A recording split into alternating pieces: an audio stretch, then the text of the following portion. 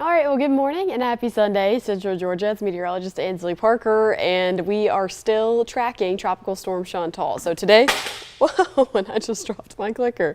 Today, we're going to take a look at the extended forecast, and we're going to talk more about that tropical system. So sorry about that. We're going to switch over to looking at the sky cams first, and I'm going to pick up my stuff and get back on track here. All right.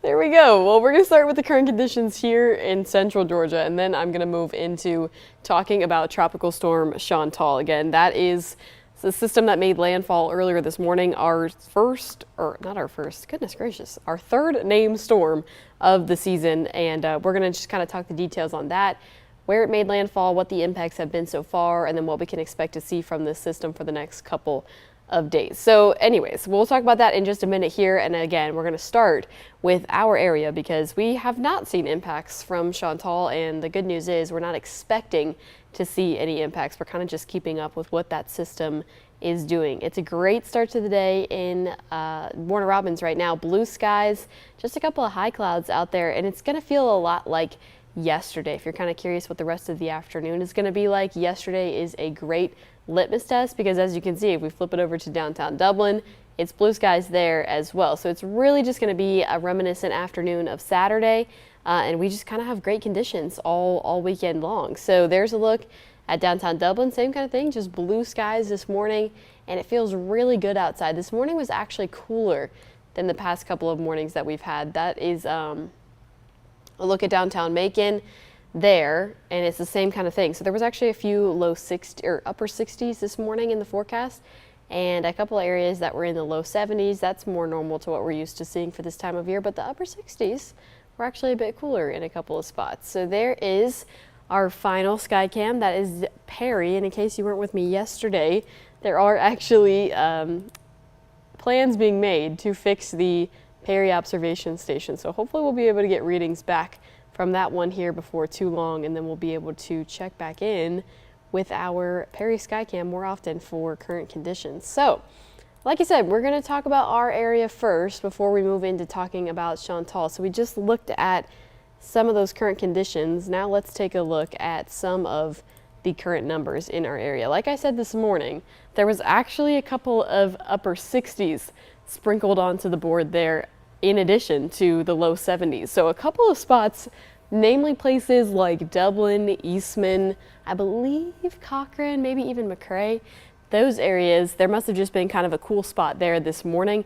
They were able to drop down into the 60s. Elsewhere this morning, we were kind of right where we should be for this time of year in the 70s. Now everybody's starting to warm up, the sun is out, feels warm outside, and we're starting to find our way into the upper 70s to low 80s in a couple spots as well. So like I said, temperature wise, conditions wise, it's going to feel a lot like yesterday, and that means the same kind of thing in terms of the temperatures.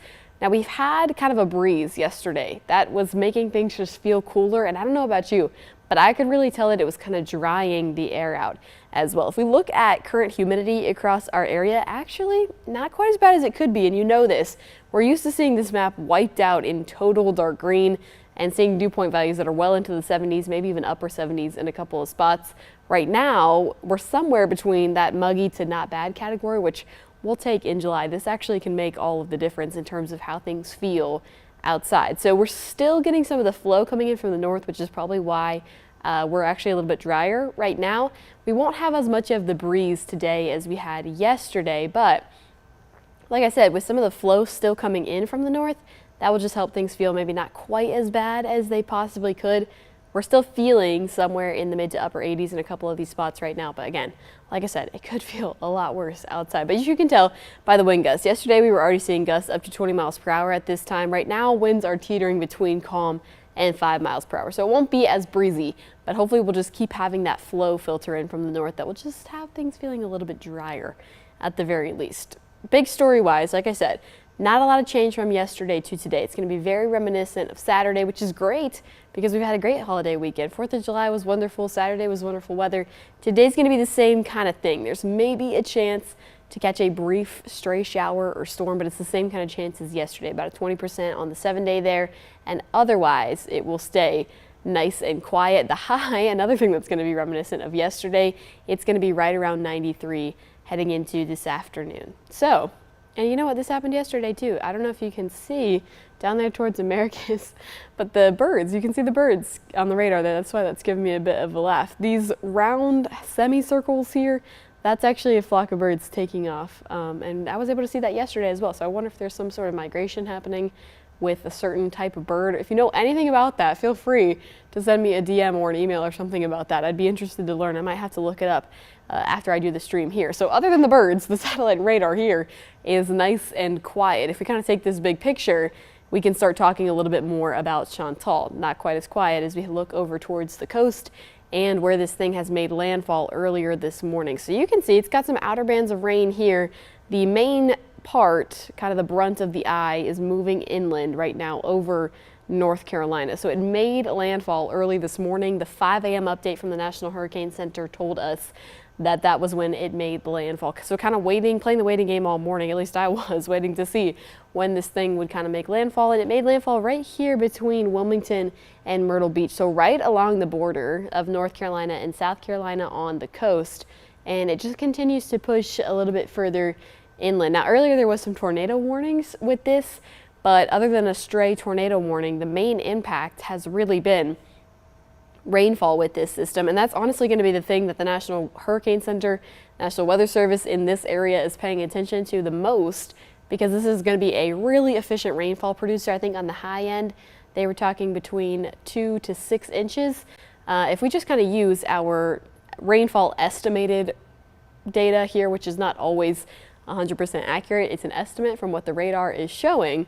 You can see it's already tacked on some values that are close to 7 inches, 6.5 inches over just north of Myrtle Beach, and then further in North Carolina here, seeing upwards of 4 inches in a couple of the heavier spots. So a pretty good estimate to what they were saying, 2 to 6 inches in the heaviest spots, and they'll continue to kind of watch this as it rolls further into North Carolina, because again, with heavy rainfall, flash flooding is going to be one of those things that they're paying attention to the most, and they've already done, just in the last 24 hours, a pretty good job putting down some impressive numbers there. Not only that, but I flipped the Skycam on to show you kind of what things look like, even where this has already rolled across. So we saw the satellite and radar, right? It was not on the coast anymore. This system's kind of well inland at this point, but what we're looking at right now is a Skycam of a coastal region that's just south of Wilmington, North Carolina. So on the coast of North Carolina, and you can see it still looks like a stormy scene out there, and they are still under a tropical storm warning. So I think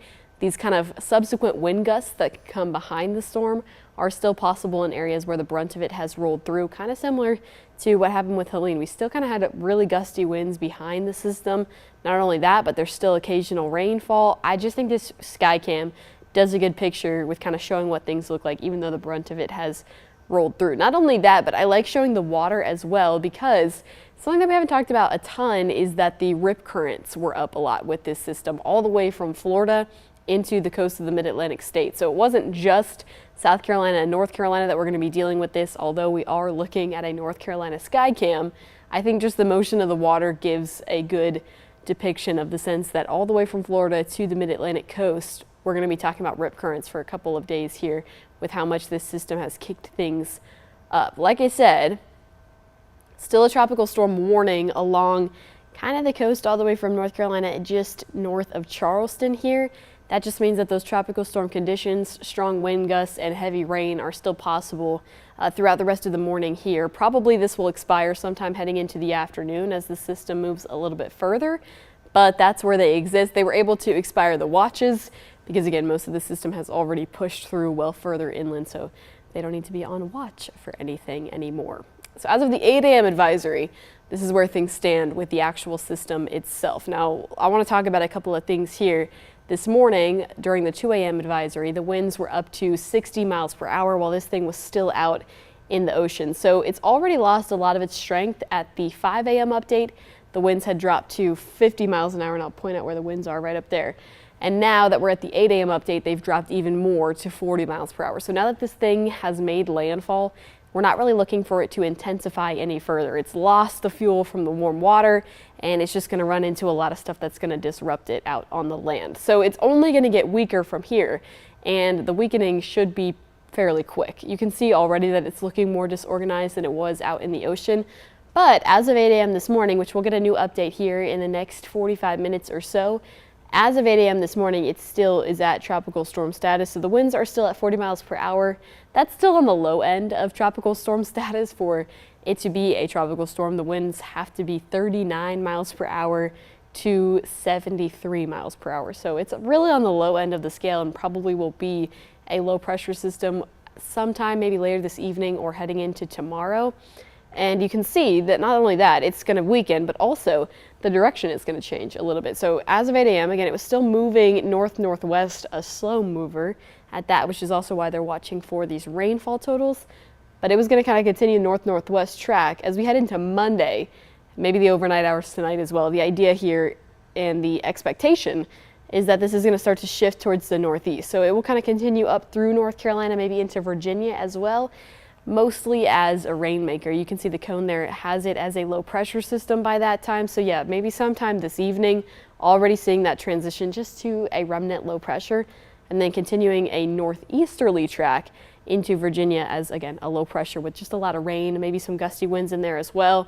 By the time we're talking about Monday evening, this thing will be moved on off the coast, and we really aren't talking about it having impacts besides maybe a couple of stray showers anymore. So by the time we're at Monday night, we should be through with Tropical Storm Chantal. Honestly, by the time we're at later this evening, we will really be through with probably it being a named storm. And then we will kind of just be playing the waiting game once again in our 2025 hurricane season. Chantal was the third named storm of the season, so the next one will be the letter D, and that will be Dexter. And right now, just to give you some encouragement, there are no areas of potential tropical development that the National Hurricane Center is watching in the Atlantic. So we don't have our eye on what could be the next thing, but when we do, the next name on the list will be Dexter. And we really won't see a peak in the season until we're talking about months like September and October. Regardless, Chantal did not have an impact on our area. It was just kind of close to home, which is why we were keeping you so up to date on what it was doing, and we'll keep doing that throughout the rest of the day today. But luckily, we were actually on the western side of it, so we didn't even really see any rain bands from the storm itself. The rest of the day today is going to be dry, aside from a stray shower or two. And then heading into Monday, things aren't really going to change either. Monday's going to stay mostly dry, aside from a couple of afternoon pop-up showers and storms, but I really don't think the rain chances increase until we head into Tuesday. So Tuesday, you can see as we head into the heat of the day there, it just looks like there's a lot more of those isolated showers and storms, so there's probably a better chance at catching one of them. The only reason that the rain chance goes from 20 to 40 on the 7-day forecast is just because, again, you can see on the map here, the coverage of those isolated showers and storms just looks to be a little bit better. It's not that we have an organized system coming in or really any sort of big rainmaker heading our direction. It's just kind of you have a better chance at catching one of these isolated showers or storms. I think that's going to be the pattern kind of through the second half of the work week here. There's a look at Wednesday when it takes kind of this paint splattered appearance. It's the same idea. It just means that we have a lot of moisture and we're going to have the fuel to have afternoon showers and storms be a bit more widespread. There's really no major rainmaker heading our way on the long range models here all the way through Friday. We're still just under the same afternoon summertime pattern and likely probably through the weekend as well. So I kind of have this laid out for you in this graphic here just to show you. Sunday and Monday are going to be really dry. Yesterday was fairly dry. We still have a 20% chance of rain. There's a chance for maybe a brief shower, maybe a slight storm or two, but we're really not under a great chance for catching one of those. Heading into Tuesday, your chances to catch one of those same type of showers starts to increase just a little bit. And again, it's going to hang around as we head into the second half of the work week generally. So that's going to be one of the stories for the upcoming week. The other story for the upcoming week is going to be just a couple of days of upper 90 temperatures. So today, not so bad. Remember, we still have flow coming in from the north, a little bit of drier air, and the temperature is going to stay close to what it was yesterday. We'll be in the low 90s this afternoon, which is right on average for this time of year. Heading into Monday, we're going to jump the temperature up into the mid 90s. So it's been a few days since we felt the mid 90s. That'll be pretty warm. Then heading into Tuesday, upper 90s, that is going to feel really warm. The humidity will be back, the rain chances will be back, and the heat is going to be in full swing. So there's definitely a few areas that are going to be near, if not over, the triple-digit mark on Tuesday. Now the thing is, again, you saw the rain chances are going to increase heading into Tuesday. If we get enough showers in the right spots, That's going to cool things off or just not give the temperature the chance to climb as high as it could. So we'll hope for rain, but if we don't quite have the same rain chances in the forecast, we could be looking at a heat advisory for Tuesday. Right now, the hesitancy in my voice is because the models have done a lot of back and forth on what they think the temperature is going to be like in the middle of the week. All kind of think we're going to be warmer than we've been, so definitely warmer than the low 90s, maybe somewhere in the mid 90s, but they've done a lot of bouncing back and forth between all the way in the upper 90s or somewhere a little bit lower than that. I've gone with 97. I think that's actually probably a safe bet. And we'll kind of see if areas get a little bit warmer than that, they may meet heat advisory criteria, but I think we need to be a little closer to having heat indices closer to 110, 108, 110, something like that to kind of get that criteria met. But we'll just keep our eye on it and we'll keep you posted throughout the next couple of days and see if the National Weather Service does end up going with that. Now the good news is it's just a brief stint of that really high heat. It's not like the other week where we're under a heat dome. It's just really Tuesday. Heading into the second half of the week, I believe this is because of the rain chances. They're going to keep things a little bit cooler and probably knock us back down into the mid to low 90s by the time we hit the middle of the week and then the second half of the week. So not so bad. You just kind of have to make it through the first couple of days of the week with some heat.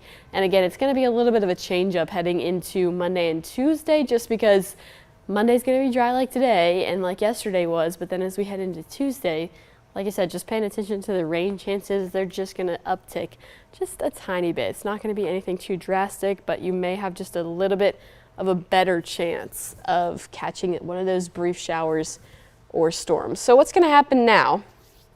We're coming up on the 11 a.m. hour here. So in the next little bit, the National Hurricane Center is going to do another update on Chantal. We'll kind of see what the status is. Right now, it looks like it's probably still holding on to tropical storm status. I'd expect it to drop down into a low pressure system by the time we head into this evening, maybe sometime heading into tomorrow.